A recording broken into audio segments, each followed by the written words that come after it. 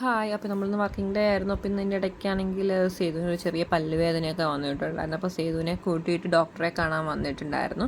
അപ്പം സേതു അവിടുന്ന് ഫോമൊക്കെ ഫില്ല് ചെയ്തു. അത് കഴിഞ്ഞ് സേതു നേരെ ഡോക്ടറെ കാണാൻ പോയ സമയത്ത് നമ്മളവിടെ സറൗണ്ടിങ്സൊക്കെ ഒന്ന് ചുറ്റി അടിച്ചിരുന്ന് കണ്ടിട്ടുണ്ടായിരുന്നു. അപ്പോൾ അവിടെ ഇൻഡോർ പ്ലാന്റ്സിൻ്റെ നല്ല കളക്ഷൻ ഉണ്ടായിരുന്നു. അപ്പോൾ ഡോക്ടർ അത് നല്ല രീതിയിൽ തന്നെ ഓർഗനൈസ് ചെയ്ത് സെറ്റ് ചെയ്തിട്ടുണ്ടായിരുന്നു. അപ്പോൾ അതൊക്കെ കാണുമ്പോൾ തന്നെ നമുക്കൊരു സന്തോഷമാണല്ലോ, ഇങ്ങനെ പ്ലാന്റ്സ് ഒക്കെ നിൽക്കുന്നത് കാണുന്നതിന് ഒരു സന്തോഷമൊക്കെ ആണല്ലോ. അപ്പോൾ അതൊക്കെ കഴിഞ്ഞിട്ട് നമ്മൾ നേരെ ഓഫീസിലേക്ക് എത്തിയിട്ടുണ്ടായിരുന്നു. അപ്പോൾ ഓഫീസിൽ വന്ന് വർക്കിൻ്റെ ഇടയ്ക്ക് നമ്മൾ പിന്നെ ബ്രേക്ക് കൂടി എടുത്തിട്ടുണ്ടായിരുന്നു. അപ്പോൾ ഈവനിങ് ബ്രേക്ക് ടൈമിൽ ഞങ്ങൾ മെയിൻലി വന്നിരിക്കുന്ന ഒരു സ്പോട്ടാണിത്.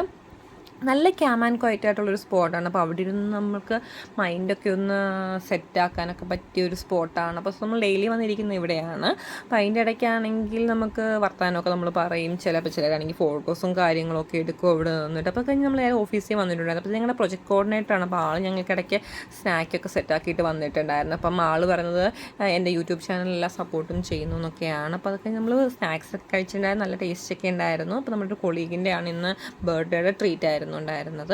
അപ്പോൾ ആദർശാണെങ്കിൽ സംഭവം കൊള്ളാം എന്നൊക്കെ പറയുന്നുണ്ട്. അപ്പോൾ ലച്ചു അനു ചേച്ചിയാണ്. അപ്പോൾ വർക്ക് മുഖ്യം മികിലെന്ന് പറഞ്ഞാണ് അവരിയ്ക്കുന്നത്. അപ്പോൾ